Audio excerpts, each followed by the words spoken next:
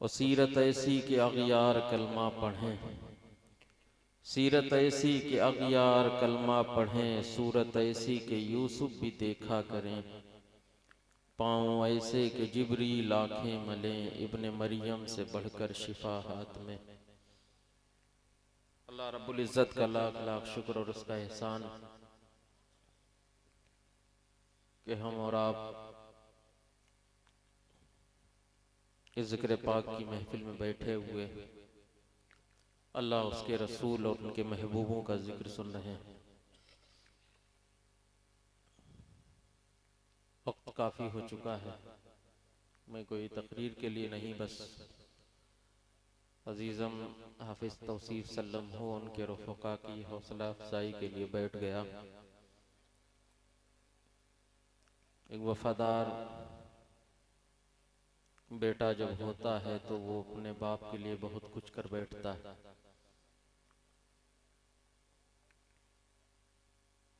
अजीज़म हाफिज तौसीफ सल्लम हो के खून में वफादारी शामिल है। ये अपने बाप के भी वफादार रहे, अपने मादर इल्मी के भी वफादार रहे और अपने गांव के भी ये वफादार रहे। हमारा ये गांव मलगई कई एतबार से मुमताज़ है।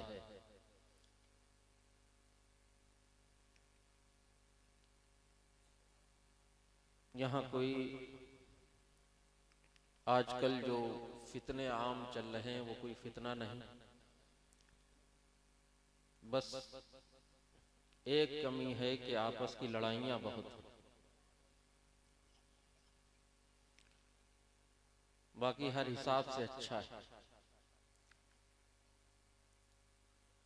वो भी हमारी लड़ाइयाँ सिर्फ गैरों की वजह से, गैरों के उकसाने पे, गैरों की हमदर्दी में। एक चीज़ आप हम लोग हमेशा याद रखें, जिसे कुरान ने दुश्मन कहा हो वो कभी हमारा हो नहीं सकता है।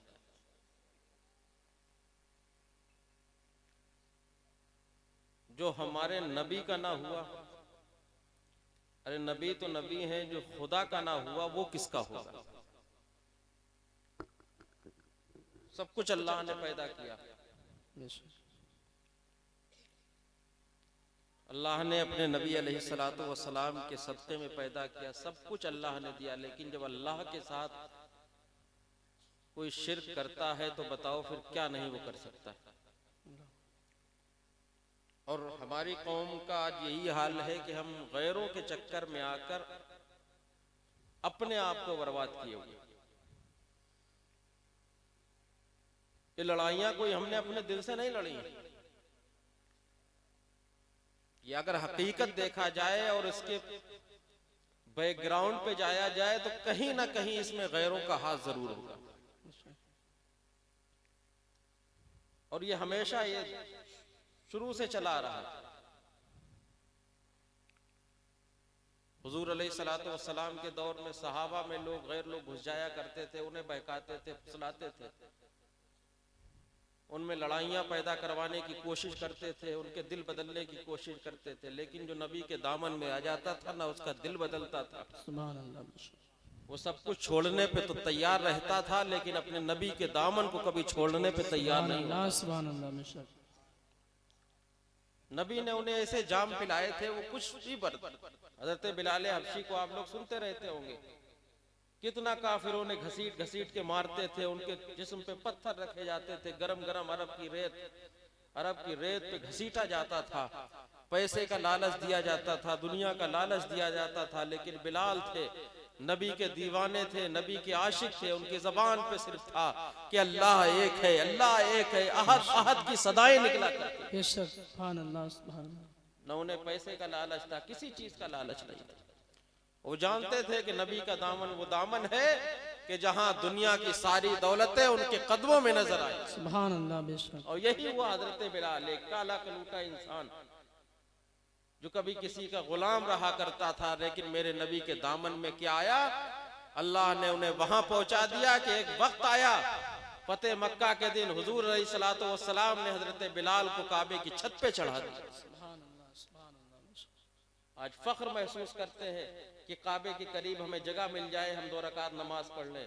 वो लोग कितने खुश नसीब है जिन्हें हम समझते हैं कि जिन्होंने काबे के अंदर नमाजें पढ़ी। हजरत इमाम आजम रज़ियल्लाहु ताला अन्हु जो हम सबके इमाम हैं, उन्हें जब काबे के अंदर नमाज पढ़ने का मौका मिला था तो आपने 2 रकत में पूरा कुरान मजीद खत्म फरमाया। सुभान अल्लाह, सुभान अल्लाह, माशाअल्लाह। फख्र महसूस करते हैं कि काबे के अंदर नमाज पढ़ने को मिल जाए, लेकिन कुर्बान जाओ हजरत बिलाल की किस्मत। मेरे नबी ने हजरत बिलाल को काबे की छत पे खड़ा कर दिया, कहा बिलाल अब तुम अजान दो। तो मस्जिद नबवी शरीफ में अजान दिया करते थे, लेकिन अरे बिलाल आज तुम काबे की छत पे खड़े हो के अजान दो। लेकिन बिलाल का इश्क देखें, बिलाल की मोहब्बत देखें। हजरत बिलाल फरमाते हैं या रसूल अल्लाह, जब हम मदीने में अजान देते थे तो किबले की तरफ रुख करते थे, काबे की तरफ रुख करते थे, लेकिन या रसूल अल्लाह अब तो काबे की छत पे हैं, आज हम रुख किधर करें? अल्लाह अल्लाह, सुभान अल्लाह। लेकिन देखें मेरा रसूल फरमाता है बिलाल आज तो काबे का काबा तुम्हारे सामने। सुभान अल्लाह, सुभान अल्लाह, माशाअल्लाह। जिसे तुम या रसूल अल्लाह कहते हो, जिसे या हबीब अल्लाह कहते हो, वो तुम्हारे सामने मौजूद है। आज तुम्हें इधर उधर कहीं चेहरा करने की जरूरत नहीं, आज तुम मेरी तरफ चेहरा करके अज़ान। सुभान अल्लाह, सुभान अल्लाह, माशाअल्लाह। मेरा नबी तो काबे का काबा है। क्या बात है। काबे की जो दौलत मिली हमारे नबी के सदके में हमें, बेशक, सुभान अल्लाह। तो वो काबा जहाँ 360 बुत रखे हुए थे, उस काबे को अगर पाक करने वाली कोई जात है वो हमारे सबके नबी की जात। सुभान अल्लाह, बेशक।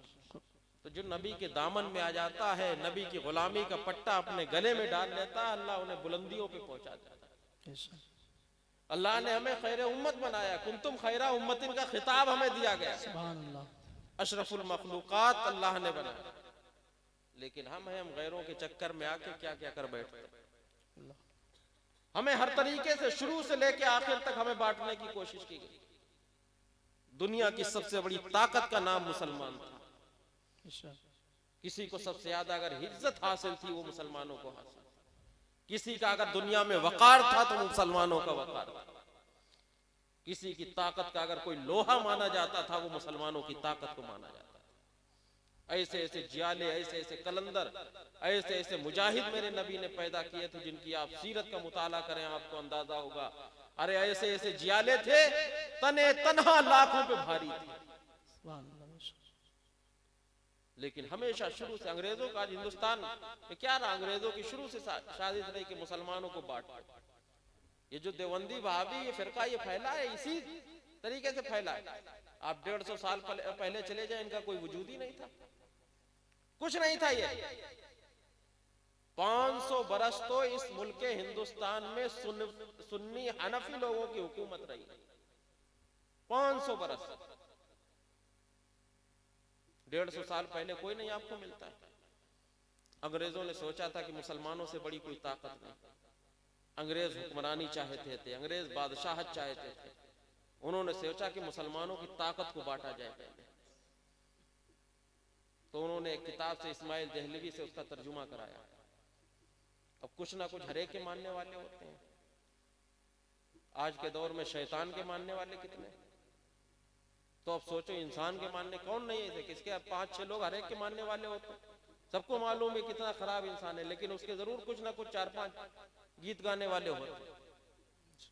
उसने तर्जुमा किया, हुजूर अलैहिस्सलातु वस्सलाम के बारे में अनाप शनाप बातें की, वहीं से कौम 2 हिस्सों में बट गई। हमारी ताकत पारा पारा हो गई, हमारा इत्तेहाद खत्म हो गया, हमारा वकार खत्म हो गया। जब तक हम नबी के दामन से जुड़े रहे हमारा वकार बाकी रहा, हमारी इज्जतें सलामत रही। लेकिन जिस दिन हमने अपने नबी के दामन को छोड़ दिया, हमारा सब फाको में मिल गया।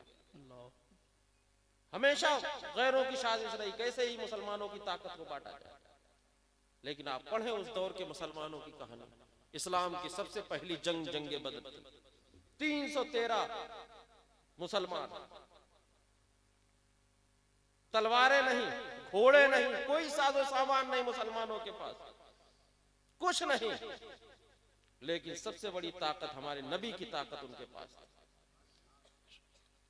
वो हमेशा अपने नबी पे मरते थे, हमेशा अपने नबी के बारे में सोचा करते थे।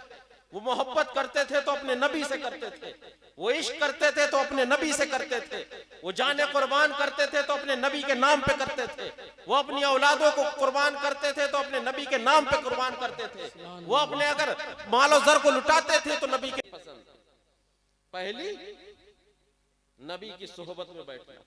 सुभान अल्लाह। जो लोग मदीने गए वो जानते हैं गुंबद खजरा के पास बैठे रहो कितना लुत्फ आता है। पास में बैठे रहो, गुंबद खजरा को तकते रहो, कैसा लगता है? ऐसा लगता है कि जन्नत की क्यारियों में हम बैठे। तो बार बार जी करता है उस गुंबद खजरा को देखे। आदमी दौड़ता है गुंबद खजरा को देखने के लिए, इधर उधर झांकता है कि कहीं से गुंबद खजरा दिखाई दे। जब गुंबद खजरा के पास बैठने में इतना लुत्फ आता है तो कुर्बान जाओ हजरत अबू बकर की किस्मत पे। वो कहते हैं कि मुझे नबी की सोहबत में सबसे ज्यादा, वो तो नबी की सोहबत में बैठा करते हैं। दूसरी चीज नबी को तकते रहना। अबू बकर फरमाते हैं दूसरी चीज मुझे जो पसंद है दुनिया में, ये अपने नबी के रूबरू बैठ के उन्हें तकते रहना, उन्हें देखते रहना। तीसरी चीज अपना सारा माल नबी अलैहिस्सलातु वस्सलाम पे कुर्बान करना। सुभान अल्लाह, सुभान अल्लाह, माशाअल्लाह। आप देखें उन्हें अल्लाह ने किन बुलंदियों पे पहुंचा दिया, इतनी बुलंदियों पे पहुंचा दिया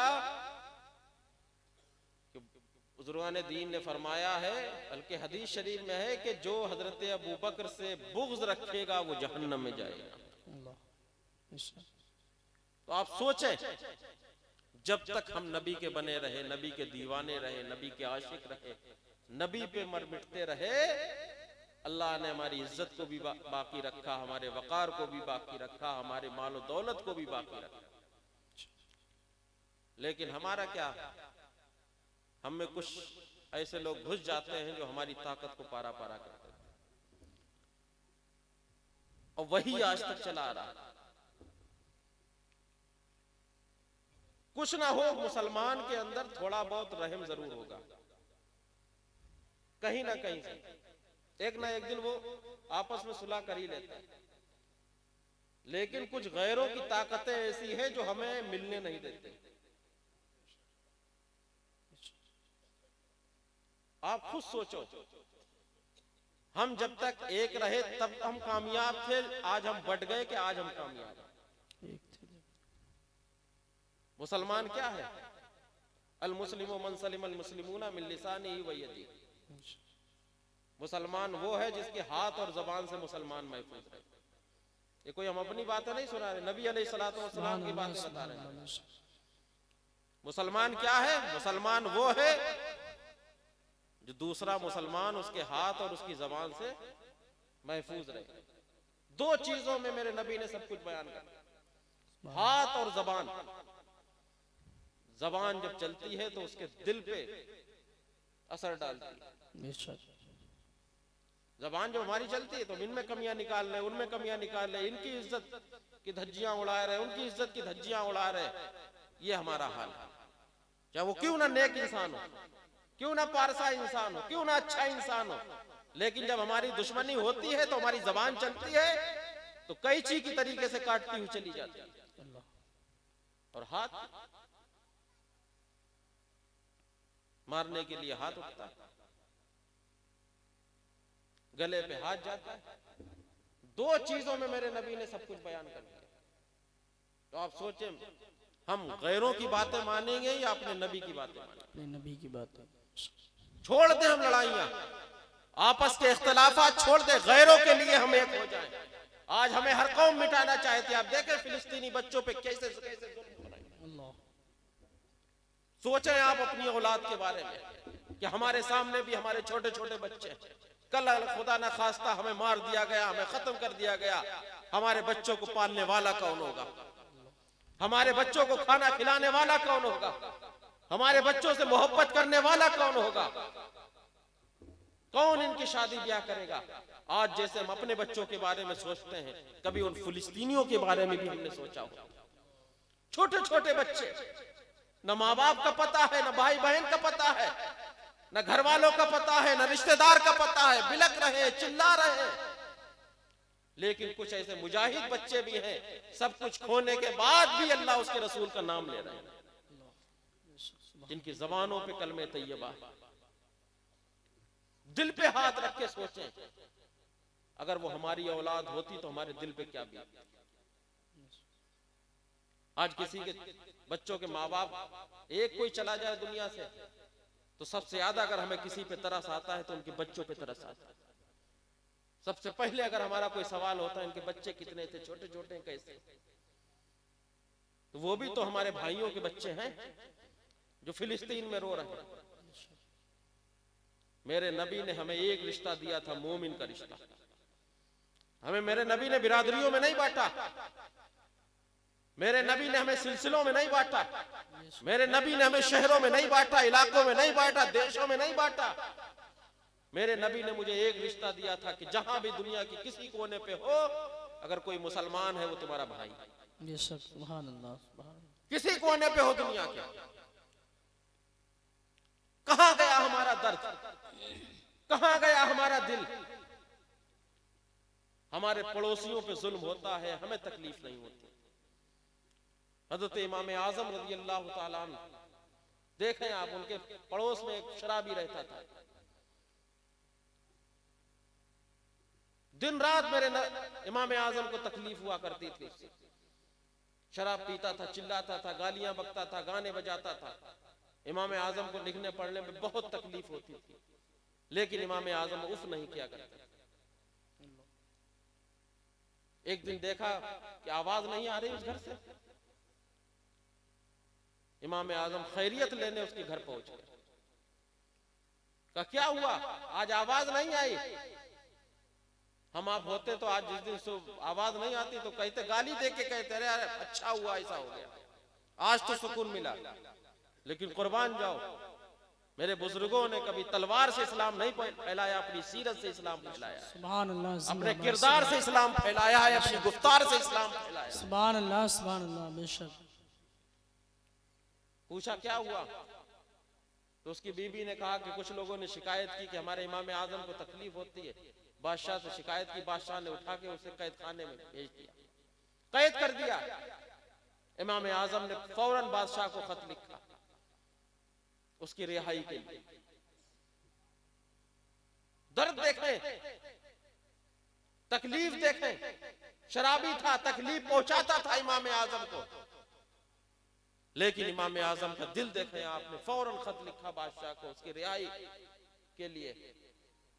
बादशाह इमाम आजम से बहुत मोहब्बत करता था, बहुत मानता। जब इमाम आजम तो उसने फरमान पढ़ा तो फौरन उसके रिहाई का ऑर्डर किया, उसे रिहा कर दिया। घर में आया, इमाम आजम के कदमों में गिर गया।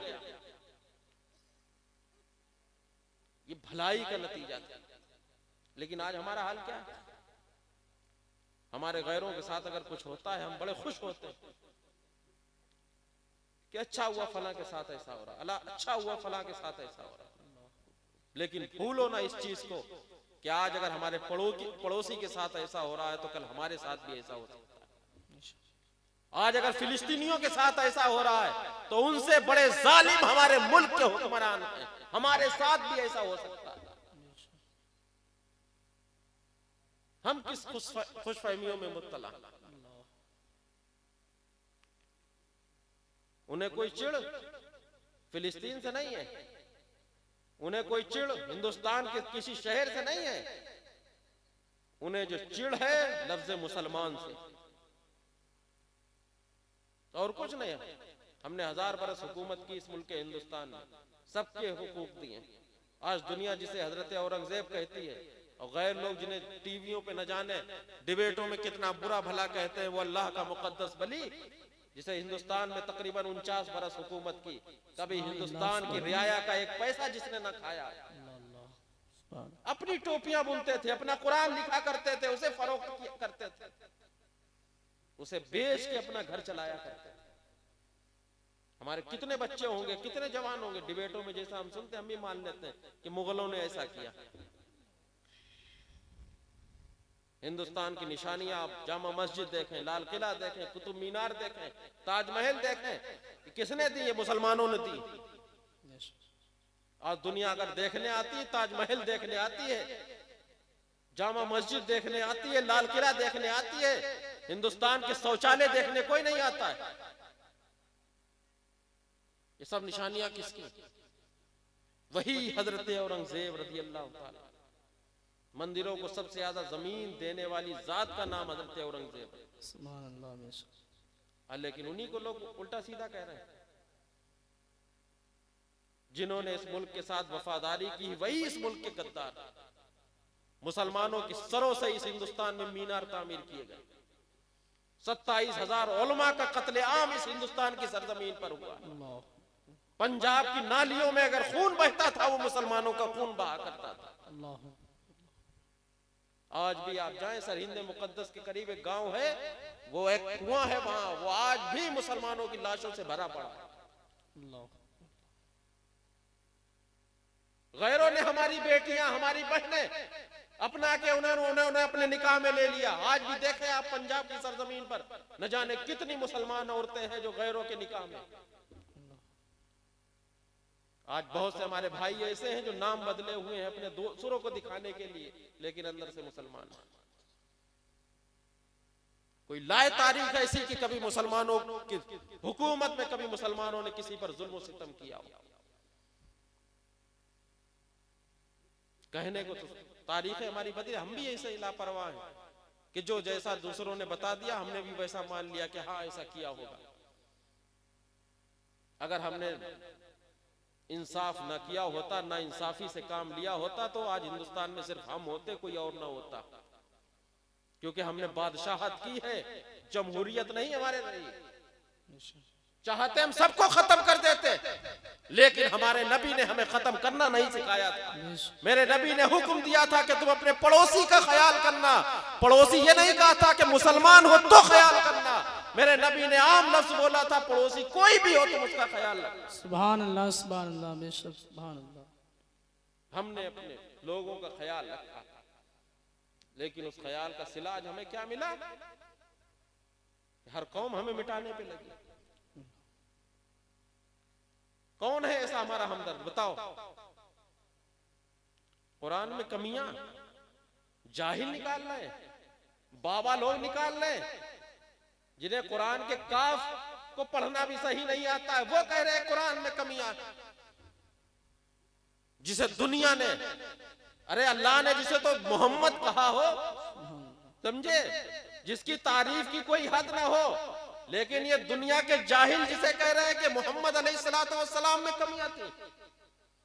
1400 साल के बाद दुनिया ने अगर जिससे सही इंसान माना है, वो हमारे आपके आका व मौला सल्लल्लाहु अलैहि वसल्लम। सुभान अल्लाह, सुभान अल्लाह, माशाअल्लाह। लेकिन आजकल के जाहिल लोग कह रहे हैं इनमें कमी थी, इन्होंने ऐसा किया, उन्होंने ऐसा किया, और हम पुतला बने सुन रहे हैं। इस्लाम में कमियां, कुरान में कमियां, नबी अलैहिस्सलातु वस्सलाम में कमियां। दुनिया में सबसे पाक जात अगर कोई थी, वो हमारे आपके आका व मौला सल्लल्लाहु अलैहि वसल्लम। सुभान अल्लाह। अल्लाह ने जिनके सदके में, ये तो वो खैर मनाए कि अल्लाह ने उनके सदके में सबको पैदा कर दिया। सुभान अल्लाह। अल्लाह खुद फरमाता है, महबूब अगर हम तुम्हें ना पैदा करते, ना हम ये आसमान बनाते, ना ये जमीन बनाते। सुभान अल्लाह, सुभान अल्लाह। कल आप देखना मैदान महशर में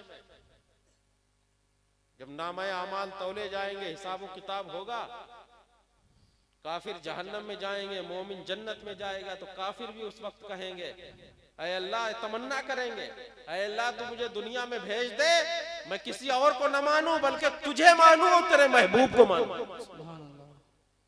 कल काफिर भी यही तमन्ना करेंगे, लेकिन अब होने वाला क्या? आखिर में जब फिरौन डूब रहा था तो तौबा कर रहा था, लेकिन जब मौत सर पे होती, नज़ा का आलम होता, तब तौबा कबूल नहीं होती। तो हमें आपको चाहिए, वक्त है अभी, सच्ची तौबा करके अपने नबी के दामन को मजबूती से पकड़ लें। ये जो प्रोग्राम होते हैं, ये कोई ये नहीं सुबह आप कहो कि बहुत अच्छा किया, फला साहब आए थे फला जगह से बहुत अच्छा बोल गए, क्या बोल गए ये पता नहीं। ये प्रोग्राम अगर सही नियत से कराए जाएं तो हकीकत ये तबलीग का बहुत बड़ा जरिया है। हुजूर बहरुल इरफान की नियत यही रहती थी कि हम कोई भी, इसी वजह से वो बड़े जलसों में जाया नहीं करते थे, वो छोटी महफिलों में जाते थे। वो कहते थे थोड़ी देर की महफिल हो, लोग सुनेंगे, कुछ लेके जाएंगे। तो हम इस जलसे को ये ना समझे कि हम अपने इमाम साहब की मोहब्बत में आ गए। ये आप सोच के आओ कि हम कुछ दीन सीखने आए हैं, इंशाअल्लाह सीख के जाएंगे, उस पर अमल करेंगे। आप ताहिया कर लो इंशाअल्लाह कि हम अब गैरों के चक्कर, हम गैरों पे जुल्म करने का आपसे नहीं कह रहे हैं।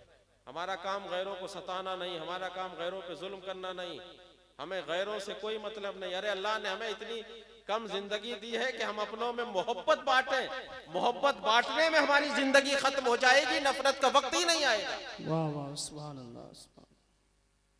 हम मोहब्बत बांटें, दिखा दे पूरी दुनिया को कि देख लो, जो मदीने के दीवाने होते हैं उनका चलना ऐसा होता है, उनकी बातें ऐसी। सुभान अल्लाह, सुभान अल्लाह, माशाअल्लाह। हज़रत खालिद इब्न वलीद लाखों के बीच में पहुंच जाया करते थे, कुफ्फार देखने के लिए तरसा करते थे,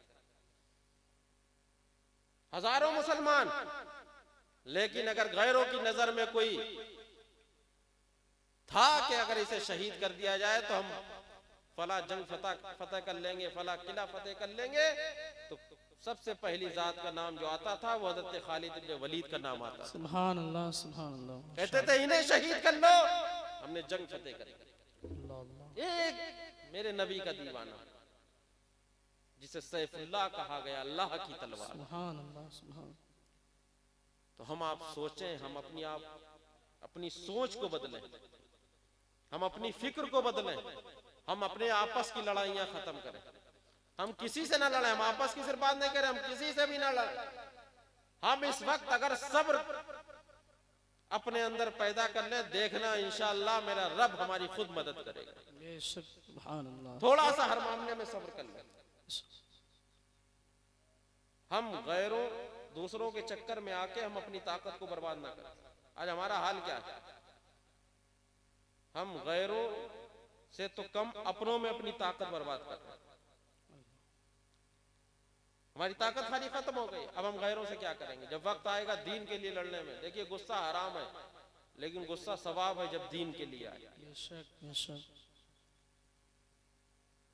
सहाबा की जिंदगी पढ़े, उन्हें अपनों के ऊपर गुस्सा नहीं आता था, उन्हें गैरों पे गुस्सा आता था।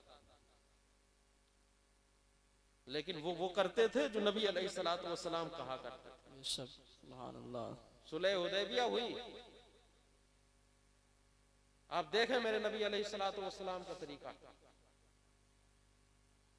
धीरे धीरे लोग इस्लाम से वाबस्ता होते गए, इस्लाम के दामन में आते गए। हजरत उमर फारूक जैसे इस्लाम के दामन में आए, हजरत मौला अली जैसे इस्लाम के दामन में आए, हजरत अमीर हमजा जैसे जो शेरों का शिकार किया करते थे, बड़े बड़े बहादुर नबी के दामन में थे। लेकिन तब भी नबी अलैहिस्सलातु वस्सलाम पे जुल्म हो रहा था। मेरा नबी उफ नहीं कर रहा था, जुल्म सह रहे, गालियां सुन रहे, सहाबा को जगह जगह पकड़ पकड़ मारा जा रहा है, लेकिन मेरा नबी खामोश। सुलह हुदैबिया हुई, बज़ाहिर मेरे नबी ने दब के सुलह की। सुलह में कुछ बातें रखी गई। सबसे बड़ी बात यह थी, कुफार ने रखी कि जो हमारा कोई मक्के से मदीने जाएगा तुम उसे वापस करोगे, और तुम्हारा अगर कोई मदीने से मक्के आएगा तो मैं उसे वापस नहीं करूंगा। है बज़ाहिर दबके कि तुम वापस करोगे, हम वापस नहीं करेंगे। हजरत उमर फारूक गुस्से में हो गए, जलाल आ गया हजरत उमर फारूक को। हजरत अबू बकर के पास पहुंचे, कहा अबू बकर, क्या तुमने सुना है कि हमने दबके सुलह की? ऐसा कहो, सुलह होती है, बराबर की सुलह होती है। वापस करो तो तुम भी वापस करो, हम भी वापस करेंगे, ना वापस करो तो हम भी नहीं वापस करेंगे, तुम भी नहीं वापस करोगे। आखिर हजरत उमर को मालूम था, अपनी ताकत का भी अंदाजा था। अबू बकर क्या करें, ये कैसी सुलह है? लेकिन हजरत अबू बकर का इश्क देखें, उनकी मोहब्बत देखें।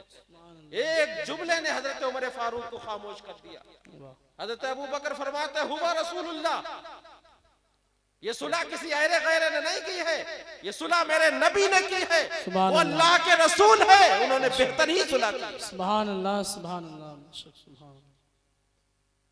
आज हमारा हाल है कि अगर हम जिसे रहबर और रहनुमा मानते हैं, हम अपने बाप की बात करें, अगर वो कोई फैसला करते तो हम अपने फैसले को समझते हैं कि हमारा फैसला सही, मेरे बाप का फैसला सही नहीं है कि नहीं। हमारे बड़े बूढ़े जो फैसला करते हैं हम समझते हैं अरे नहीं ये तो उन्होंने गलत फैसला किया। लेकिन याद रखो कि हमारे जो सही रहबर और रहनुमा होते हैं उनके फैसलों में हिकमतें हुआ करती हैं। हम अपने जाती खुद बचाए, मेरे वालिद मोहतरम दुनिया जानती है, इत्तेहाद के लिए, उम्मत को एक करने के लिए न जाने कितनी कोशिशें मेहनतें की। जवानों के आगे लाइन लगाए खड़े हैं मिलने के लिए कि उन्हें अपने यहां बुला के कि इत्तेहाद की आवाज को बुलंद किया जाए, इत्तेहाद अहले सुन्नत में पैदा किया जाए। कभी कभी हम लोगों को खराब लगता था कि कहां अल्लाह ने आपको इल्म जाहिर और इल्म बातिन से ऐसा नवाजा है, बुजुर्गी के आलम में आप जवानों के आगे खड़े रहते हैं, झुकते हैं। क्या कहते थे कि तुम लोग नहीं समझोगे, और हकीकत है कि उनके जाने के बाद समझ में आया वो किस लिए खड़े रहते थे। बड़े बूढ़ों के कामों में बहुत हिकमतें हुआ करती हैं। फिर एक बड़े बूढ़े के काम, अल्लाह ने तो उन्हें अपना वली बनाया था, वो अल्लाह के महबूब थे, उनके कामों में तो बेशुमार हिकमतें थी। सुभान अल्लाह, बेशक 35 साल की मेहनत ने अल्लाह ने उन्हें कहां से कहां पहुंचा दी। लोगों ने नहीं माने, लेकिन आज भी लोग उन्हें इत्तेहाद का दाई कहते हैं। बेशक, सुभान अल्लाह, सुभान अल्लाह, सुभान इत्तेहाद का मुबल्लिग कहते हैं उन्हें। अल्लाह। इत्तेहाद, जब मुल्क हिंदुस्तान में कोई इत्तेहाद की बात आती है तो उसमें हुजूर बहरुल इरफान का नाम सुभान अल्लाह, सुभान अल्लाह, बेशक। हम समझते हैं कि हमारे किसी समझाने से कोई समझेगा नहीं, हमारे किसी रास्ता बताने से कोई राह रास्त पर नहीं आएगा, लेकिन हम कोशिश करते रहे, इंशाअल्लाह जरूर एक न एक दिन वो राह रास्त पे आ जाएगा। आज नहीं उसे कल एहसास होगा। हम आपसे सिर्फ इतना हाथ जोड़ के कहते हैं, हमारा गांव बहुत से फितनों से दूर है, लेकिन सिर्फ आपस की लड़ाइयां आप लोग खत्म करते हैं। अपनी ताकतों का बेजा इस्तेमाल आपस में न करें। हमारी ताकतों की जरूरत कभी हमारे हिंदुस्तान को भी पड़ सकती है, हमारे दीन को भी पड़ सकती है, हमारे नबी को भी पड़ सकती है। बेशक, सुभान अल्लाह। जब जरूरत हमारे मुल्क हिंदुस्तान को पड़े तब हम अपनी ताकत का सही इस्तेमाल करें। ये वतन हमारा था, हमारा है, हमारा रहेगा। सोनी की चिड़िया ऐसे नहीं बनी है मुल्क हिंदुस्तान। इस जमीन में गरीब नवाज मदफून है तो ये सोने की चिड़िया है। इस जमीन में मुजद्दिद अल-फिसानी है तो ये सोने की चिड़िया है। सुभान अल्लाह, माशाअल्लाह। इस जमीन में अल्लाह वालों की मज़ारें हैं तो ये सोने की चिड़िया है। सुभान अल्लाह। मेरे नबी को ऐसी ठंडी हवाओं की खुशबू ऐसे नहीं आई, उनके जियाले, उनके दीवाने हमारे इस मुल्क में रहते हैं तो मेरे नबी को ठंडी हवाओं की खुशबू आई। मेरा नबी इस मुल्क से मोहब्बत करता था, और हम भी इसीलिए मोहब्बत करते हैं क्योंकि मेरे नबी को इस मुल्क से मोहब्बत। हमारे अकाबिरीन ने इस मिट्टी से जन्म लिया, इसी मिट्टी में मुँह मदफून हुए। हमारे असलाफ की कब्रें हैं यहाँ पर। हमारी वफादारी की इससे बड़ी दलील और क्या हो सकती है कि हम पैदा भी इसी मिट्टी से हुए हैं और हम दफन भी इसी मिट्टी में हुए। तो ये मुल्क तो हमारा है, कोई कहे लाख कहे तुम्हारा नहीं, चले जाओ, हमें कुछ करने की जरूरत नहीं, हम तो दिल से मानते ही हमारा, और ना हमें कोई इस मुल्क से हटा सकता है। गरीब नवाज के जब बैठाए हुए ऊंट किसी ने नहीं उठा पाए, सुभान अल्लाह, सुभान तो नबी के दीवानों को कैसे कोई उठा सकता है? जब जानवरों को ना उठा पाए, सोचो आप, तो नबी के दीवानों को कौन क्या उठा पाएगा? बस ये हमारे आमाल हैं जो हमारे सामने, हमने जो आमाल किए हैं, हम हुक्मरान थे, हम बादशाह थे, हम हाकिम थे, लेकिन हमारे आमाल ने आज हमें किसी लायक नहीं रखा। और सबसे बड़ी कमी हमारे दिलों में नबी की मोहब्बत नहीं। हम मदीने से दूर हो गए। अल्लाह ने हमें ये दिन दिखा दिया। और आज भी आप याद कर लो, आज भी अगर अपने कदम मदीने की तरफ बढ़ा दो, अल्लाह तुम्हें खोया हुआ उरूज तुम्हें फिर से अता कर। सुभान अल्लाह, सुभान अल्लाह। तो हमें किसी के आगे ना हाथ फैलाने की जरूरत है, ना किसी से हमें भीख मांगने की जरूरत है। अल्लाह ने हमें दर बता दिया है मदीना, रौज़े रसूल हमारे लिए काफी। एक साहब ने एक बच्चे से कहा था, उसे जब देखा, गरीब था वो, तो उससे कहा था बेटा तुम मेरे साथ हिंदुस्तान चलोगे? छोटा सा बच्चा था। उन्होंने कहा था मैं तुम्हें वहां कपड़े भी दूंगा, तुम्हें अच्छा खाना भी दूंगा, तुम्हें पैसे भी दूंगा, तुम्हें वहां सब कुछ मिलेगा। देखें आप बच्चे का जवाब देखें, छोटा सा बच्चा। बच्चे ने कहा था मुझे दौलत भी मिल जाएगी, कपड़े भी मिल जाएंगे, सब कुछ भी मिल जाएगा, ये बताओ क्या वहां दरे रसूल मिलेगा? क्या वहां ये चौखट मिलेगी? तो उन्होंने कहा था बच्चे वहां सब कुछ तो मिल सकता है, लेकिन ये चौखट वहां नहीं मिल सकती। तो बच्चे ने कहा था जाओ, वो सब कुछ आपको मुबारक, ये चौखट हमें मुबारक। ये चौखट छोड़ के हम नहीं जा सकते। उसे बच्चे को भी मालूम था कि दुनिया अगर मिलती है तो इसी चौखट से मिला कर। बड़े बड़ों को जो इज्जतें मिली हैं उसी चौखट से मिली। जिनकी भी कब्रें रोशन हैं, जिनके भी नाम जिंदा हैं, जिनके मज़ारात आबाद हैं, वो सब मेरे नबी का सदका है, मेरे नबी के गुलामी का सदका है। सुभान अल्लाह, सुभान अल्लाह। हम और आप अपने आप को उसी बारगाह में अपने दिलों को झुका दें जहां बड़े बड़ों ने दिखा। खिलाफत अब्बासिया, आखिरी बात आपसे, हजरत इमाम मालिक रज़ी अल्लाह तआला अन्हु पास एक खलीफा आया खिलाफत अब्बासिया के दौर में। तो जब रोज़े रसूल पे हाजिर हुआ, जो लोग मदीने शरीफ गए उन्होंने देखा है कि किबला ये है और रोज़े रसूल जो हुजरे मुबारका है वो पीछे साइड में। तो जब लोग सामने से सलाम पेश करते हैं, तो जब रसूल की बारगाह में सलाम पेश करते हैं तो पीठ किबले की तरफ होती। तो उसने कहा क्या इमाम मालिक ये बताओ, दुआ के लिए जब हाथ उठाए तो उसने कहा कि हम रुख किधर करें। आज वहां भी लोग कहते जब दुआ के लिए हाथ उठाओ तो मना करते हैं कि जालियों की तरफ हाथ ना उठाओ बल्कि किबले की तरफ हाथ करो, जबकि उन बेवकूफों को ये नहीं मालूम अरे हथेलियों का किबला तो आसमान है। तो हज़रत इमाम मालिक ने इतना अच्छा जवाब दिया था। उन्होंने जब पूछा कि इमाम मालिक किधर मैं रुख करूं, मैं अपनी हथेलियों का किबला किसे बनाऊं? तो हज़रत इमाम मालिक ने कहा था अरे तुम उनसे कैसे मुंह फेर सकते हो ये तुम्हारे बाप हज़रत आदम का भी किबला। सुभान अल्लाह, सुभान। तो उसने रोज़े रसूल की तरफ, जालियों की तरफ हाथ उठा के अल्लाह की बारगाह में दुआ की। तो सोचो आप हम उनसे कैसे मुंह फेर सकते हैं जिनके सदके में अल्लाह ने हमें जिंदगी दी हो, जिसके सदके में अल्लाह हमें खिला रहा हो, जिसके सदके में अल्लाह हमें पिला रहा हो, जिसके सदके में अल्लाह ने हमें इज्जत दी है, जिसके सदके में अल्लाह ने हमें दौलत से नवाजा है, जिसके सदके में अल्लाह ने हमें औलाद से नवाजा है, जिसके सदके में अल्लाह ने हमें वकार की जिंदगी अता की है, जिसके सदके में अल्लाह ने हमें उनकी उम्मत में पैदा किया है, तो हम उनसे कैसे मुंह फेर सकते हैं? आज भी अगर सही रुख हम अपना मदीने की तरफ कर लें तो देखना आप दुनिया की सारी इज्जत हमारे कदमों में नजर आए। यही अल्लाह वालों ने किया कि उन्होंने दुनिया से रुख फेर कर अपने रुख को अल्लाह उसके रसूल की तरफ कर लिया था, दुनिया उनके कदमों में नजर आती। तो हमें आपको चाहिए कि हम इस दुनिया की लड़ाई से मुंह मोड़ लें, हम खत्म कर दें आपस की नफरतें, हम आपस के झगड़े खत्म कर दें, अल्लाह के वास्ते रसूल के वास्ते हम एक उम्मत बन जाएं, नबी के चाहने वालों में हम इत्तेहाद पैदा कर लें।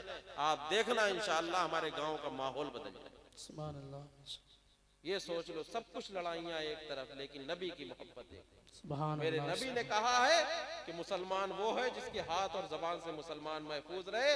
तो इंशाअल्लाह नियत करके जितने बैठो ये यहाँ से नियत करके उठो कि आज के बाद हम अपने भाई को न हाथ से तकलीफ देंगे न अपनी जबान से तकलीफ। कहो इंशाअल्लाह।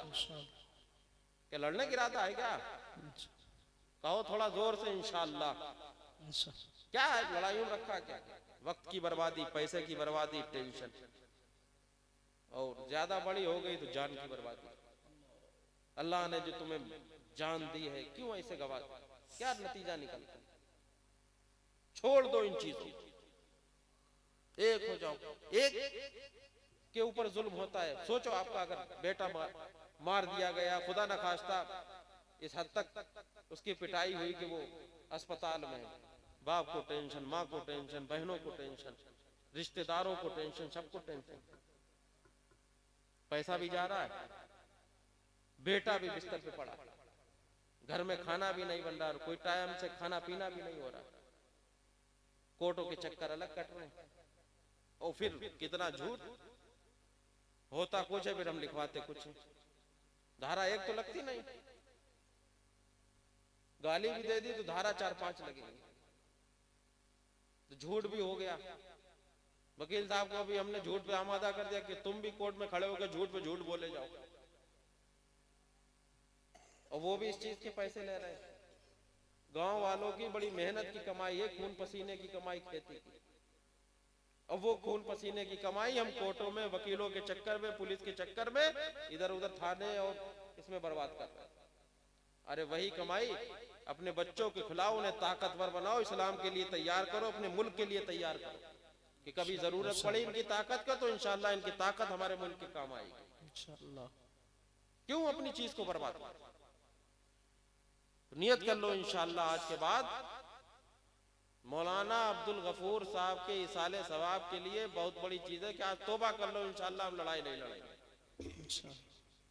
ये बेचारे उनके खुलूस, उनके बच्चों का खुलूस है कि उन्होंने ये हर साल ही महफिल से जाते हैं और खुलूस वाले लोगों को यहाँ बुला लेते हैं। मुकर्रिरीन माशाल्लाह मौलाना तौसीफ रजा मिसवाई साहब नौजवानों में बड़े खुलूस मुखलिस आदमी हैं। तो जब मुखलिसीन की बातें सुनते हैं तो इंशाल्लाह कुछ असर भी होता है उसका, वरना आप बिकाऊ बुला लो, आप 15,000 20,000 पे देखो, वो बोल के चला जाएगा, सुबह हमारे भी नहीं पता चलेगा अब क्या बोला था और क्या हमने सुना। आपका गांव माशाल्लाह बहुत हिसाब से अच्छा है। एक तो जहाँ जिक्र की महफिल होती है अल्लाह ताला साल भर तक रहमतों का नुज़ूल फरमाता है। सुभान अल्लाह, सुभान अल्लाह। और फिर कितने खुश नसीब हैं हम आप। अल्लाह ने कुछ नहीं तो कम से कम इतना दिया है कि अल्लाह उसके रसूल का नाम ही हम सुन रहे हैं। एक वाकया नहीं, वो एक अंग्रेजी में तकरीर कर रहा था, सिर्फ लफ्ज़ हुसैन बार बार कह देता था। उसमें एक दीवाना बैठा था, वो सुभान अल्लाह उसके समझ में नहीं आ रहा था। उससे पूछा गया क्या तुम समझ रहे, तो सुभान अल्लाह कह रहे। तो क्या कहने लगा कि हमारे तकरीर तो नहीं समझ में आ रही, लेकिन लफ्ज़ हुसैन समझ में आ रहा है। तो कम से कम अल्लाह उसके रसूल का हम इशा के बाद से लेकर अब तक नाम सुन रहे हैं, उनका नाम सुनना ही हमारे लिए बहुत बड़ी चीज। जिनका नाम फरिश्ते भी अदब से लेते हो, तो सोचो आप अल्लाह ने हमें कितनी नेमतों से नवाजा है। तो हम बस अपने आप को बदलें। अल्लाह ताला मौलाना अब्दुल गफूर साहब के दर्जों को बुलंद फरमाए और उनके बेटों को तरक्कियां अता फरमाए और हमारे गांव में इत्तेहाद पैदा फरमाए, इख्तिलाफ से दूर रखे हमारे गांव वालों को। और नियत कर लो इंशाअल्लाह हर साल हम अपने नबी के नाम से बेहतर महफिलें करते रहेंगे, उनके नाम का चर्चा करते रहेंगे। हमें किसी से कोई मतलब नहीं, हमें गर्ज अपने मुस्तफ़ा से है, हमें मतलब मदीने के ताजदार से है। हम उनके लिए दुनिया में आए हैं, उनका नाम लेते रहेंगे, उनका नाम लेते लेते इंशाअल्लाह हम अपनी कब्रों में चले जाएंगे। और कल मैदान महशर में जब हम अपने कब्रों से उठेंगे तब भी हमारी जबानों पे या रसूल अल्लाह या हबीब अल्लाह की सदाएं होंगी। वमा अलैना इल्लल बलाग। खड़े हो जाओ, सलातो